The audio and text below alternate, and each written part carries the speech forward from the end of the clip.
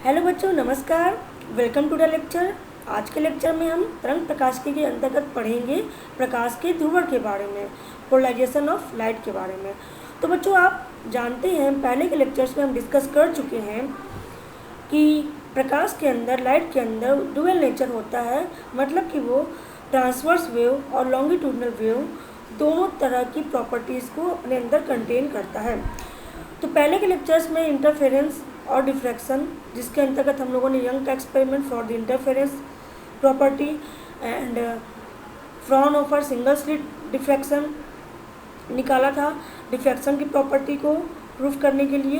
तो ये दोनों ही properties, interference and diffraction, light के क्या होने की पुष्टि करते थे कि लाइट अनुदैर्ध्य या लॉन्गिट्यूडनल इलेक्ट्रोमैग्नेटिक वेव है।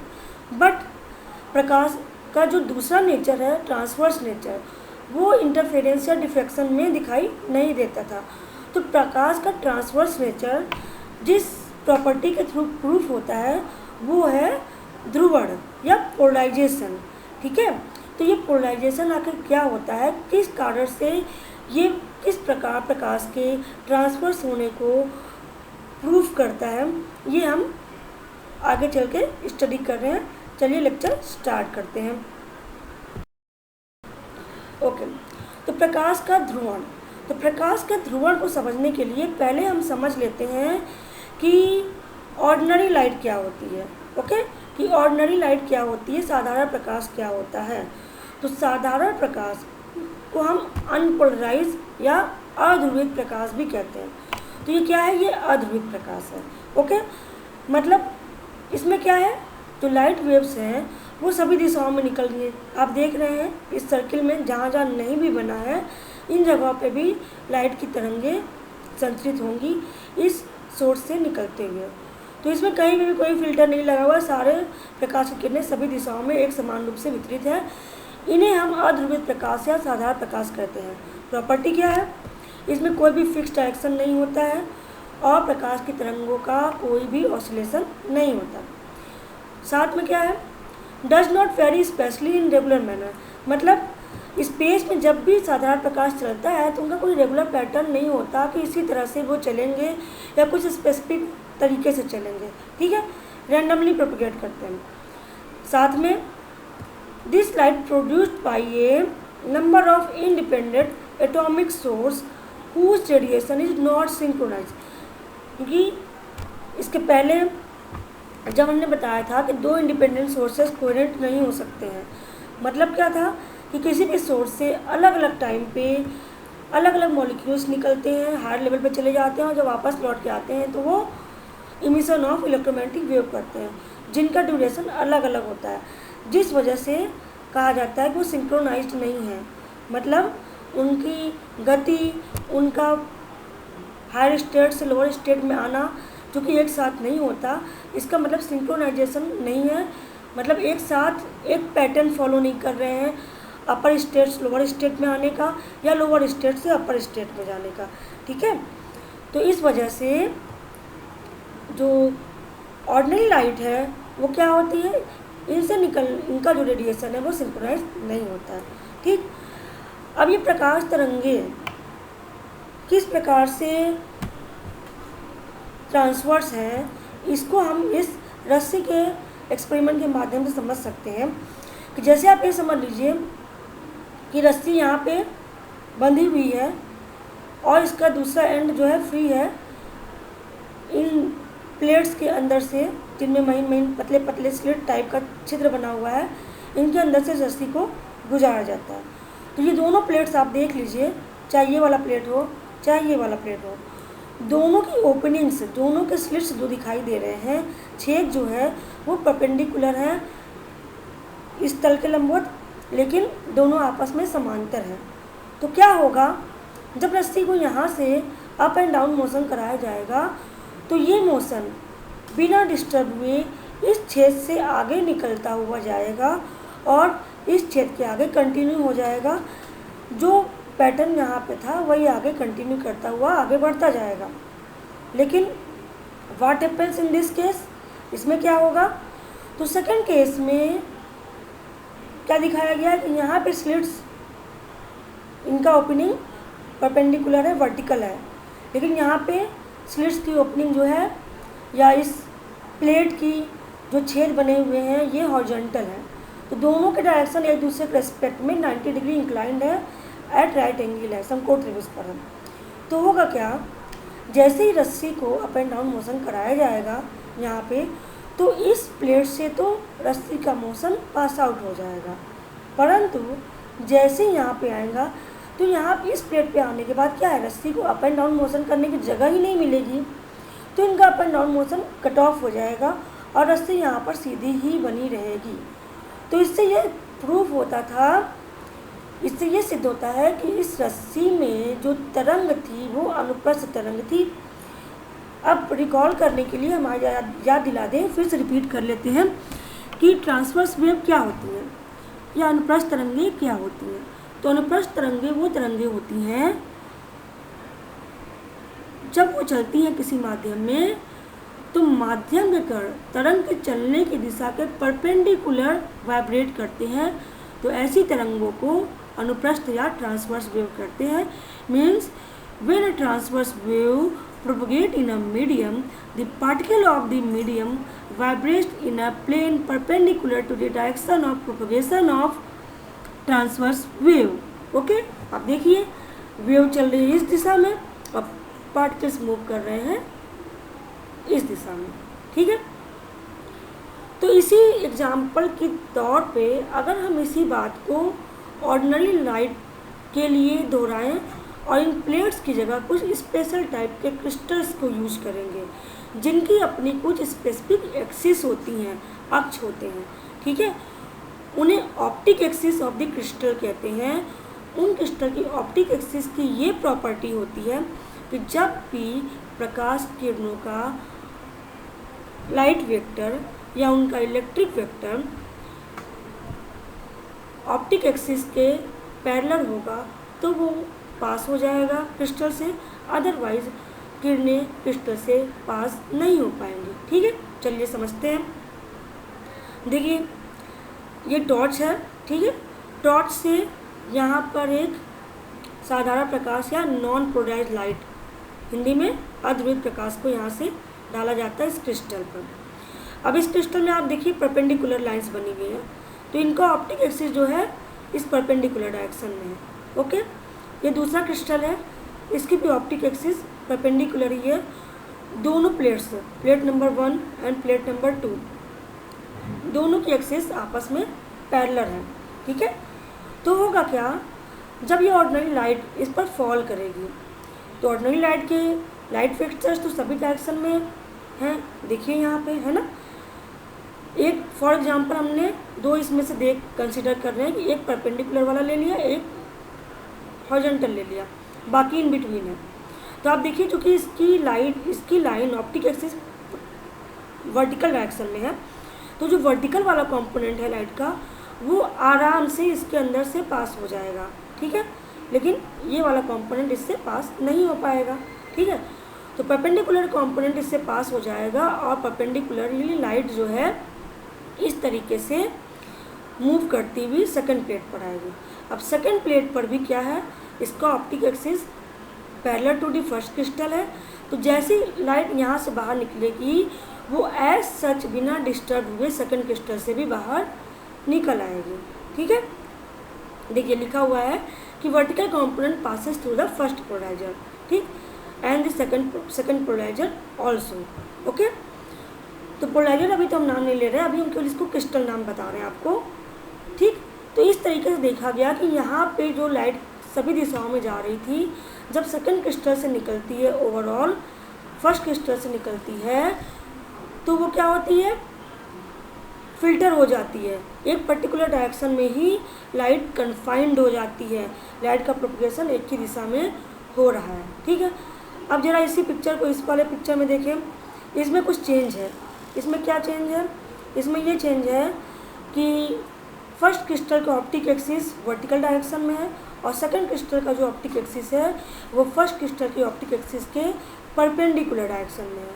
तो होगा क्या, ऑर्डिनरी लाइट फर्स्ट क्रिस्टल से पास होने के पश्चात इस लाइट में केवल वर्टिकल कंपोनेंट्स बचेंगे और जब ये वर्टिकल कंपोनेंट वाला प्रकाश सेकंड क्रिस्टल पे पड़ेगा तो इसके ऑप्टिक एक्सिस हॉरिजॉन्टल डायरेक्शन में होने की वजह से सारी लाइट कट ऑफ हो जाएगी और सेकंड क्रिस्टल से बाहर कोई भी प्रकाश नहीं आएगा।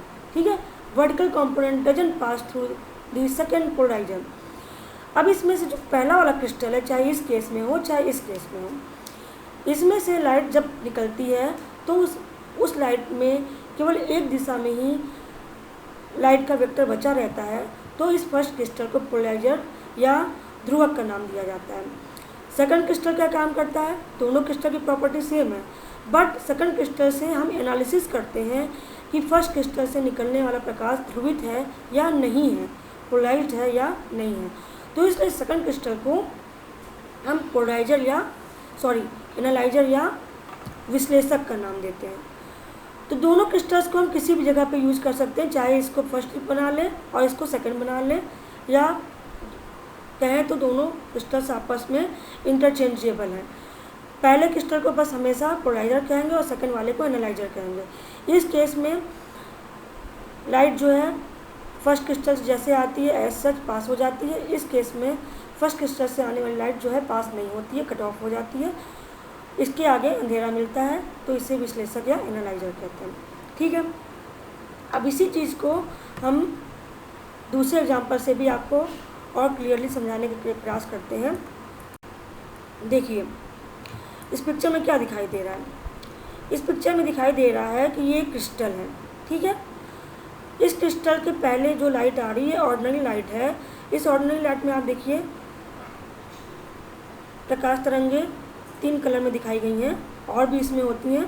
आप जानते हैं कि प्रकाश की किरण 7 रंग से मिलकर बनी होती है। तो समझाने के लिए कि बहुत इसमें कंजस्टेड ना हो जाए सारी वेव्स, केवल 3 कलर या 3 वेव्स को लिया गया है कि इससे आप समझ जाइए, बाकी सब रहेगा तो भी यही रहेगा। एक हो गया ऑरेंज, ब्लू एंड ग्रीन। अब देखिए ये एक साइन वेव है, ग्रीन वाली भी, फिर ऑरेंज वाली भी साइन वेव है, ब्लू भी साइन वेव है। सबका डायरेक्शन अलग अलग है, यानी कि हर दिशा में प्रकाश किरण चल रही है। तो ये अध्रुवित अनपोलराइज्ड या ऑर्डिनरी लाइट है। अब ये इस क्रिस्टल पे फॉल कर रही है। तो आप देख रहे हैं कि इस क्रिस्टल पे फॉल करने के बाद इससे बाहर निकलने वाली जो लाइट है, देखिए इसमें केवल एक कलर की लाइट ही बच रही है, जो कि ऑरेंज है। क्यों? क्योंकि ऑरेंज वाली जो किरण थी, इसका वाइब्रेशन या इसका एम्पलीट्यूड देखिए parallel to the axis of this crystal है। इस क्रिस्टल की एक्सिस दिखाई दे रही है, परपेंडिकुलर है, वर्टिकल है। और यहाँ इन ऑर्डिनरी लाइट में जो वर्टिकल कंपोनेंट था वो किस में था? केवल ऑरेंज कलर में था। ठीक है, बाकी ब्लू और ग्रीन कलर का कंपोनेंट जो है इस क्रिस्टल के एक्सिस के पैरेलल नहीं है, इसलिए ये सारी लाइट कट ऑफ हो जाएंगी, इस क्रिस्टल के बाहर नहीं निकल पाएंगी। केवल और केवल ऑरेंज लाइट ही इस क्रिस्टल से बाहर जा पाएगी। ठीक है, तो इसलिए ये जो हो जाएगा ये पोलराइजर कहलाएगा, या इसको फिल्टर भी कह सकते हैं, क्योंकि ये लाइट के कंपोनेंट्स को फिल्टर आउट करता है, और जिसे फिल्टर कर देता है, फिल्टर होने के बाद किसी एक डायरेक्शन की किरणें ही इसके बाहर निकल पाती हैं। अब चूँकि इसमें एक ही है बाहर निकलने वाली जो लाइट है, इसमें एक ही कंपोनेंट बचा हुआ है, वर्टिकली ये प्रोपेगेट कर रहे हैं इसके वेक्टर्स। तो ये क्या हो गया? This is the linear polarised light with one plane of oscillation.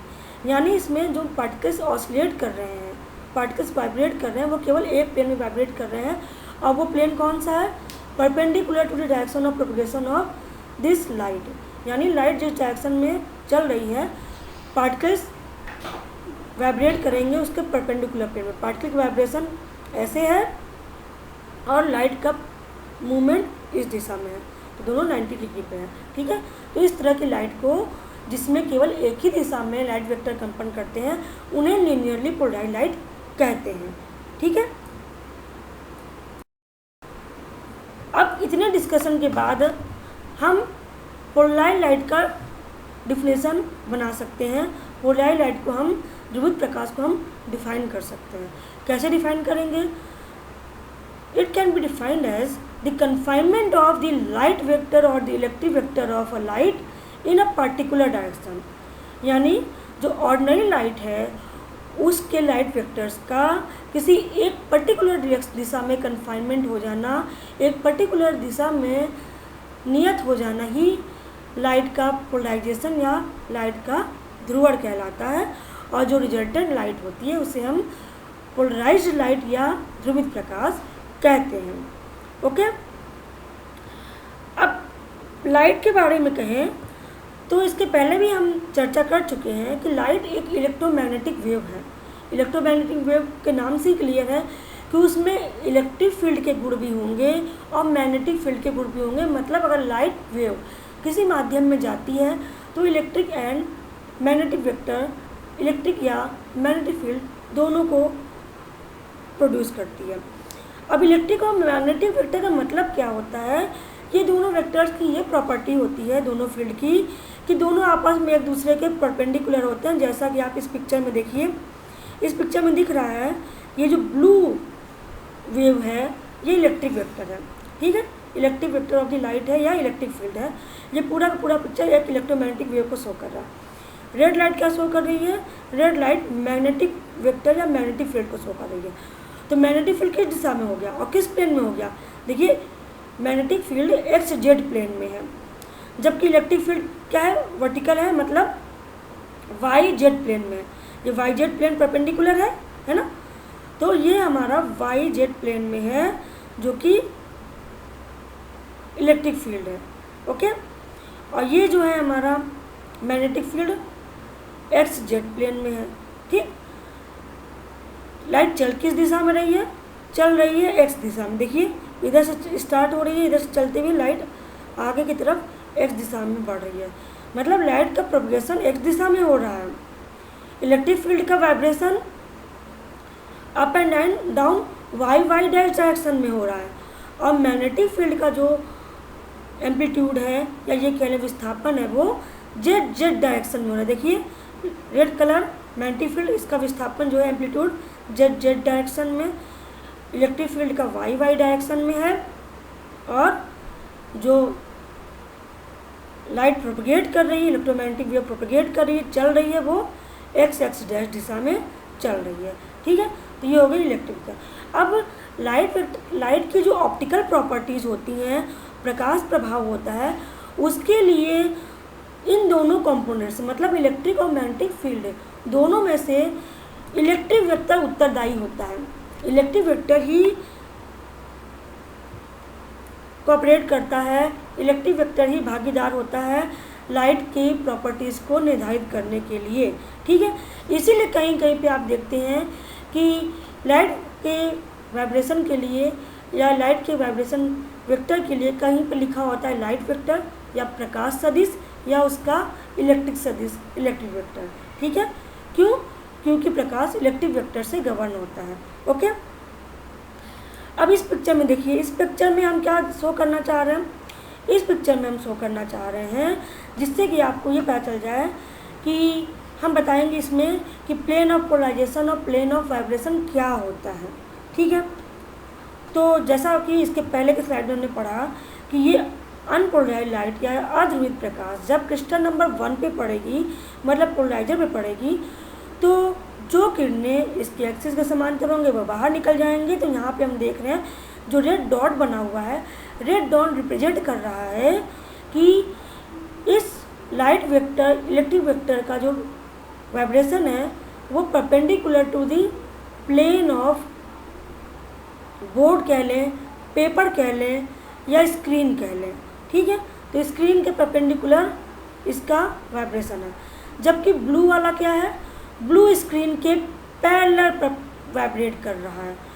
तो ये पैरेलल वाइब्रेट करते हुए इस ऑप्टिक एक्सिस के समांतर ही है, पैरेलल ही है, इसलिए इससे निकल जाएगा और रेड वाला कट ऑफ हो जाएगा। आगे बढ़ने पे क्या होगा, आगे बढ़ने पे हम देख रहे हैं कि खाली यही वेक्टर बचा हुआ है। तो ये लाइट क्या है, ये लाइट पोलराइज्ड लाइट है। ये क्या एनालाइजर है, एनालाइजर क्या काम रहेगा, क्योंकि इसकी एक्सिस के पैरेलल है, तो एनालाइजर और पोलराइजर की एक्सिस पैरेलल होने की वजह से इस एनालाइजर के बाहर भी लाइट किरणें निकल जाएंगी। अगर 90 पे होता तो यहाँ पर किरणें आगे नहीं निकल पाती। ठीक है, तो ये प्लेन पोलराइज्ड लाइट है, क्योंकि पूरी लाइट जो होती है अन्य डायरेक्शन में कट ऑफ हो जाती है, केवल एक डायरेक्शन में बाहर मिलती है। अभी देखिए ये क्या है, ये पिंक और येलो प्लेन क्या दिखाई दे रहा है, तो जो ये येलो वाला प्लेन है, आप देखिए इस येलो वाले प्लेन को हम कहते हैं प्लेन ऑफ वाइब्रेशन, कंपन तल, नाम से क्लियर है, कंपन तल, वो तल जो प्रकाश के वेक्टर को अपने अंदर कंटेन करता है। ठीक है, तो ये जो येलो वाला है, देखिए प्रकाश के वेक्टर, लाइट वेक्टर इस तरह से वाइब्रेट कर रहे हैं ऊपर नीचे, और ये वाला प्लेन भी वर्टिकल है और परपेंडिकुलर टू दिस एक्सिस है, यानी लाइट के चलने की दिशा के जस्ट परपेंडिकुलर है। ये वेक्टर्स भी लाइट के चलने की दिशा के परपेंडिकुलर है, जो बताते हैं कि प्रकाश की तरंगें अनुप्रस्थ या ट्रांसवर्स होती हैं। तो ये लाइट वेक्टर्स और ये प्लेन आपस में पैरेलल होंगे और ये प्लेन लाइट वेक्टर को कंटेन करेगा, इसलिए इसको हम प्लेन ऑफ वाइब्रेशन कहेंगे, कंपन तल कहेंगे, क्योंकि ये लाइट के कंपन को अपने अंदर समाहित करता है। ठीक है, अब ये पिंक वाले प्लेन की बात करें। पिंक वाला प्लेन जो है just perpendicular to plane of vibration है, यानी कंपन तल के लंबवत है। तो आप इमेजिन करिए कि इसका डायरेक्शन क्या होगा। जब ये परपेंडिकुलर ऐसे हो गया तो 3D में अगर हम समझें तो ये वाला हॉरिजॉन्टल हो जाएगा, यानी पिंक प्लेन हॉरिजॉन्टल हो जाएगा, येलो प्लेन वर्टिकल है। हॉरिजॉन्टल होने का मतलब क्या है, इस पिंक प्लेन पर कोई भी लाइट वेक्टर नहीं होगा। ठीक है, और चूंकि ये प्लेन के लाइट के चलने की दिशा के पैरेलल है, तो इसको, और ये पोलराइजेशन की दिशा में है, तो इसको प्लेन ऑफ पोलराइजेशन या ध्रुवण तल कहेंगे। ठीक है, तो perpendicular plane plane of vibration कहलाएगा, और हॉरिजॉन्टल प्लेन जो होगा प्लेन ऑफ पोलराइजेशन कहलाएगा। Plane of vibration and plane of polarisation दोनों ही प्लेन आपस में 90 डिग्री पर होते हैं। ओके, तो इस प्रकार से हम लोगों ने पढ़ा कि पोलराइजेशन क्या होता है, पोलराइज लाइट क्या होती है, और किस प्रकार से ये इलेक्ट्रोमैग्नेटिक वेव किस प्रकार किसी लाइट को रिप्रेजेंट करता है। फिर ध्रुवण होने के पश्चात ध्रुवण तल मतलब प्लेन ऑफ वाइब्रेशन और प्लेन ऑफ पोलराइजेशन क्या क्या होते हैं, प्लेन पोलराइज लाइट क्या होती है। तो हम लोगों ने इन सारी बातों का इसमें स्टडी कर लिया। तो ओके बच्चों, थैंक यू वेरी मच। अब मिलेंगे अगले लेक्चर में, जिसमें हम स्टडी करेंगे कि कितने टाइप्स के क्या क्या टाइप्स होते हैं किसी ऑर्डिनरी लाइट को पोलराइज लाइट में कन्वर्ट करने के लिए। ठीक है, और उसी के क्रम में आएगा ब्रूस्टर लॉ, मेलस लॉ। तो इन सब को हम अगली स्लाइड्स में डिस्कस करेंगे। Thank you very much.